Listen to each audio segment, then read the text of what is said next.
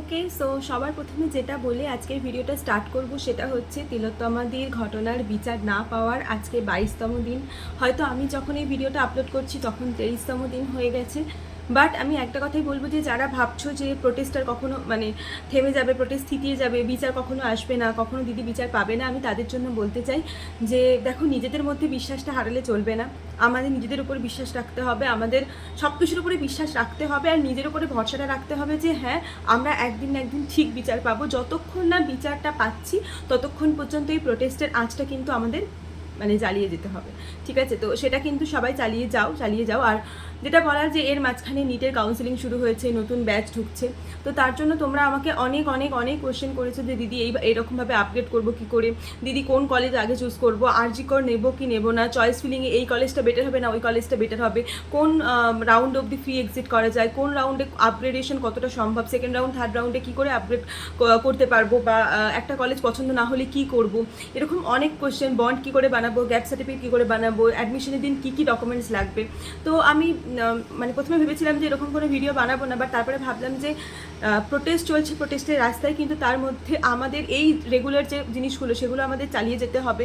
কারণ আমরা as a সভ্যতা তো পিছিয়ে পড়তে পারি না। আর আজকে যদি আমি এটা তোমাদের সাথে না শেয়ার করি তাহলে তোমাদের অনেকই সমস্যা হবে, কারণ তোমাদের লাইফের এটা একটা অন্যতম প্রধান সময়, তোমাদের লাইফের এটা একটা অন্যতম মেন টাইম, যেখানে তোমরা তোমাদের লাইফে তো বলবো সবচেয়ে ইম্পর্টেন্ট টাইম এটা।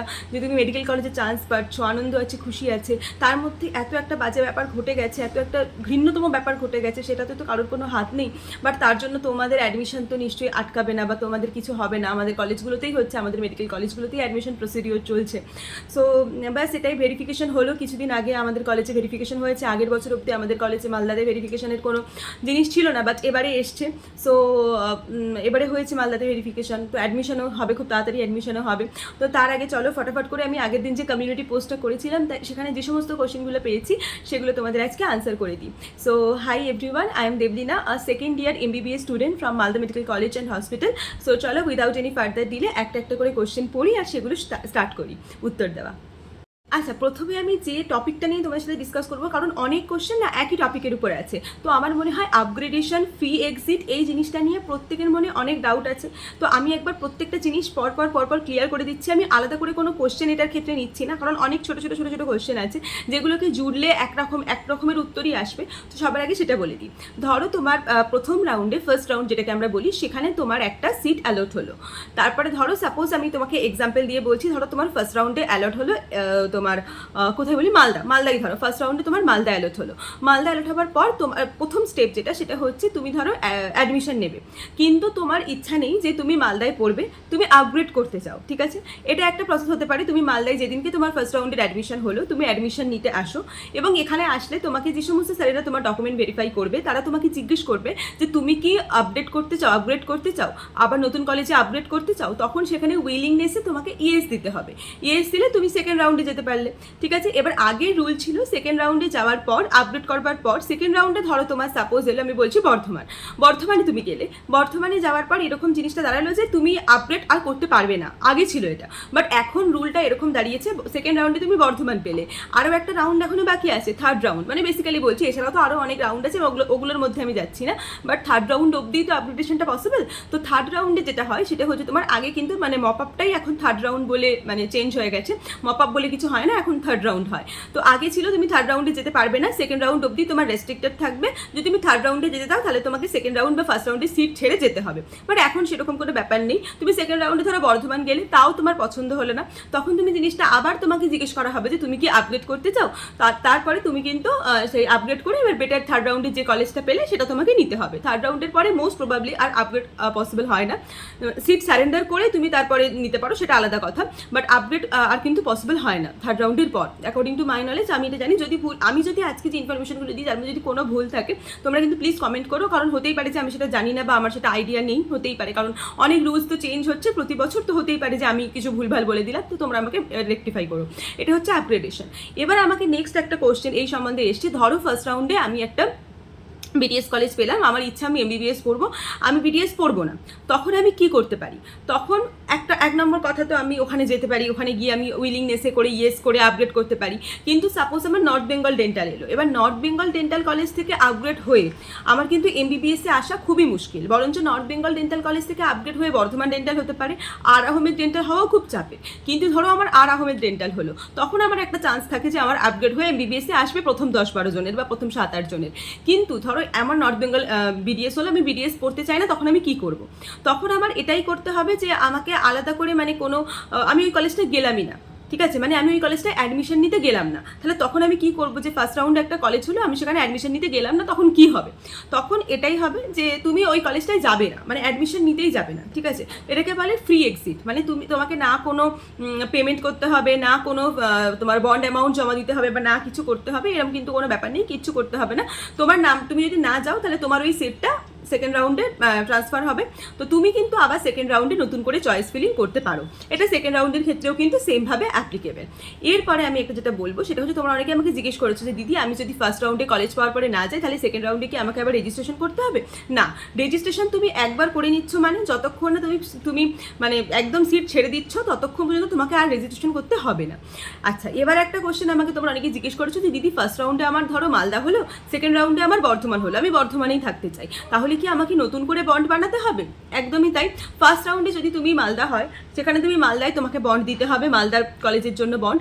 আর সেকেন্ড রাউন্ডে যদি তোমার বর্ধমান হয়, তাহলে তোমাকে আবার করে বর্ধমানের জন্য বন্ড বানাতে হবে। তার মানে এটা নয় যে তোমাকে মালদায় 1 লাখ টাকা দিতে হবে আর বর্ধমানেও 1 লাখ টাকা দিতে হবে, এরকম কোনো ব্যাপার নয়।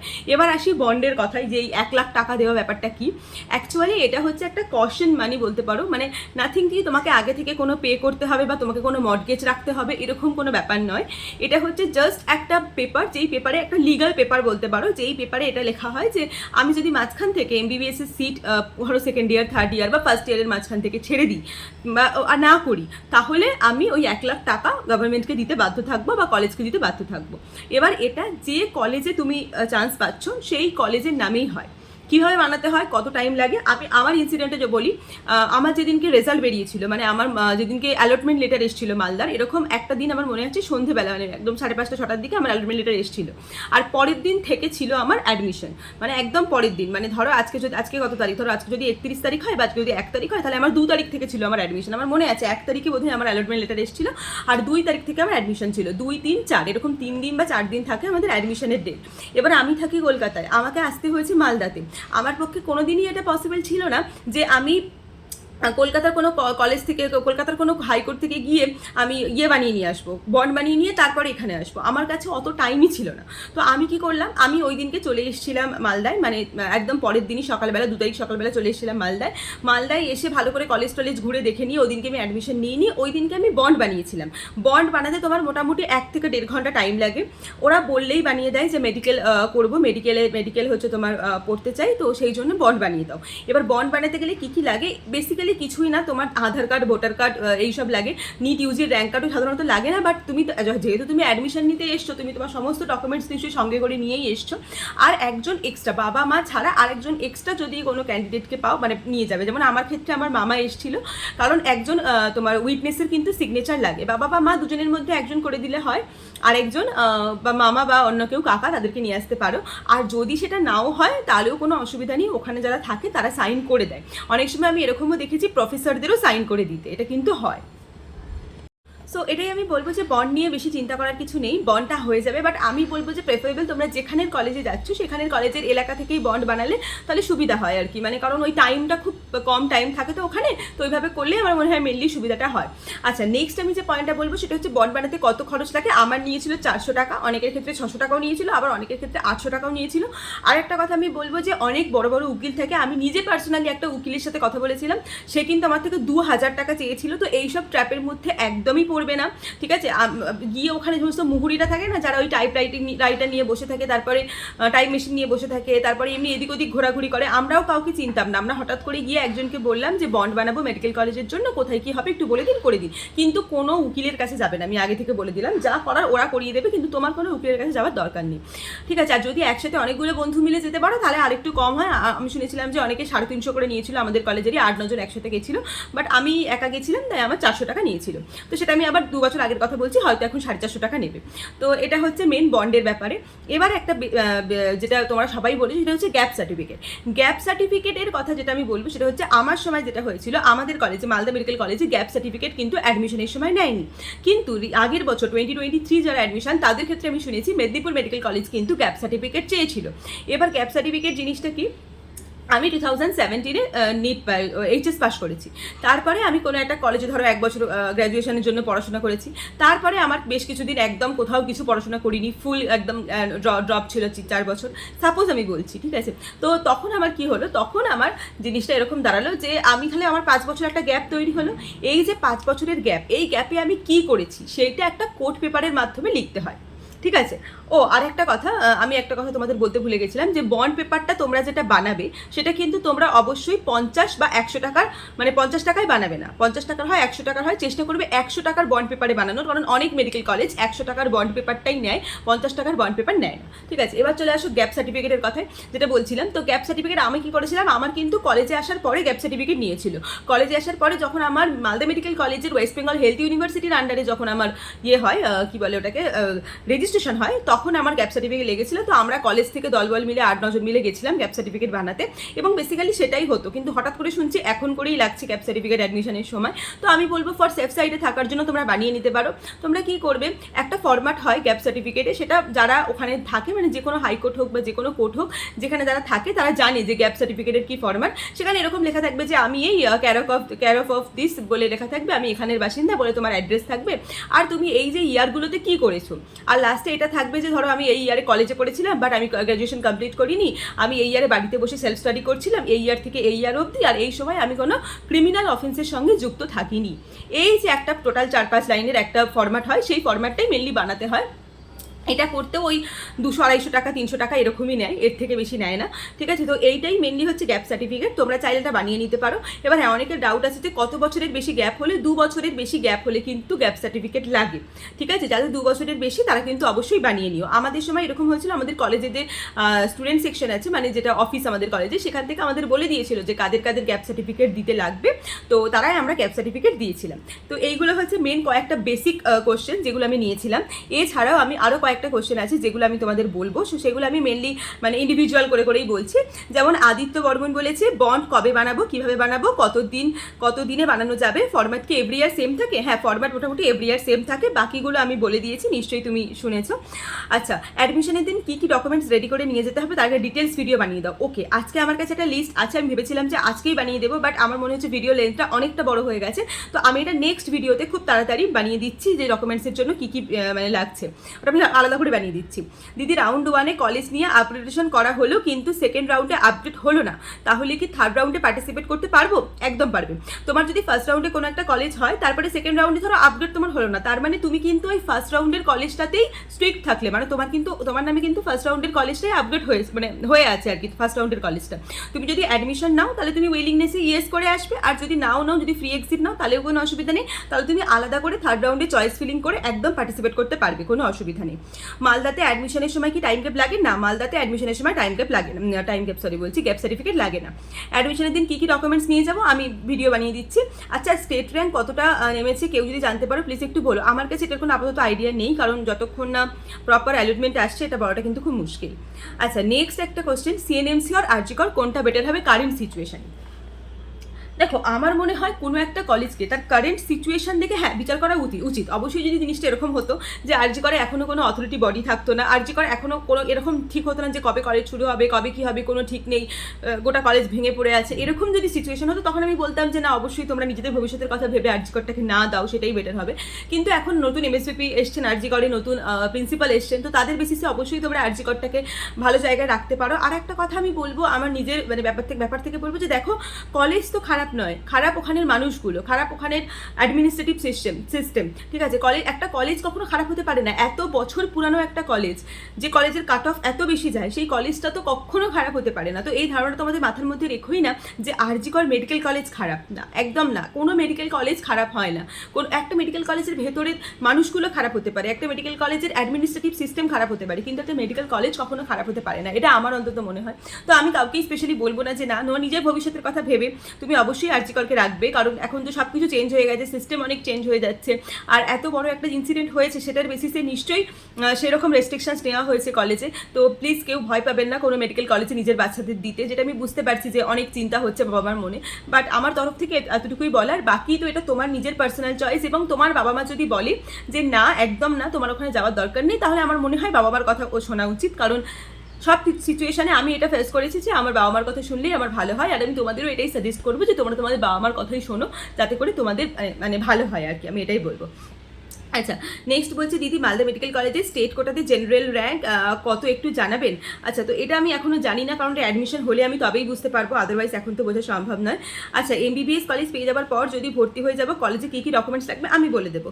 দিদি নিট 2025-এর কম্পিটিশন কেমন হবে? আচ্ছা, 2025-এর কম্পিটিশন দেখো, এবছর নিট নিয়ে কিন্তু প্রচুর মানে কোশ্চেন লিক হ্যান ত্যান, কোশ্চেন সহজ হ্যান ত্যান প্রচুর হয়েছে।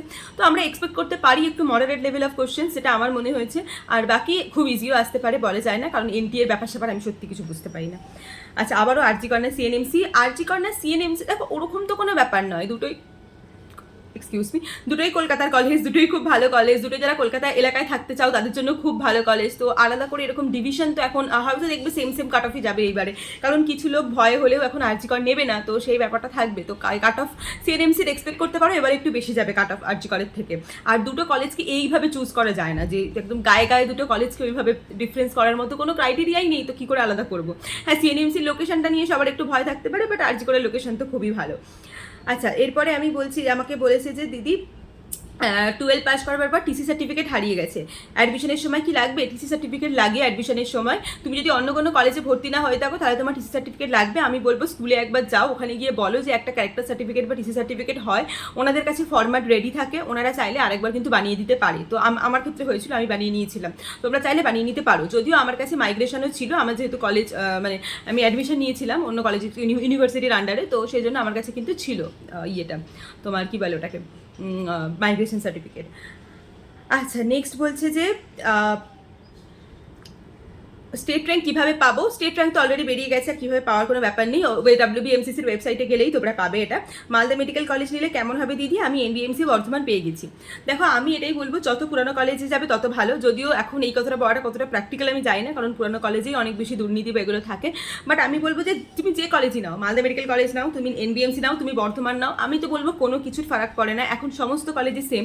তোমার বাড়ির ডিস্টেন্স অনুযায়ী তুমি যেখান থেকে যাতায়াত করতে সুবিধা হবে, যেখানে থাকলে তুমি বেশি কমফোর্টেবল থাকবে, তুমি সেই জায়গাটা চুজ করো। কারণ মেডিকেল কলেজে আসার পরে ওই বাড়ির টানটা খুব তৈরি হয়, ঠিক আছে? আর আমার নিজের চোখে তো Bardhaman lake is better college, আমার নিজের পার্সোনালি মনে হয়। মালদার বিচারে তো Bardhaman is better college, at least north বেঙ্গলও ভালো কলেজ। অফকোর্স কাট অফ যখন হাই যায় কিছু তো রিজন আছে, অফকোর্স ভালো কলেজ। বাট তোমার যদি নিজের পার্সোনালি মনে হয় যে মালদা নেবে, তাহলে তুমি নিতে পারো। আমার যদি নিজের র্যাঙ্কে পারমিট করতো তাহলে আমিও ওপরের কলেজ নিতাম একদম, তো এটাতে তো আলাদা করে কোনো তর্ক হওয়ার কিছু নেই। আচ্ছা, নেক্সট এটা বলছে যে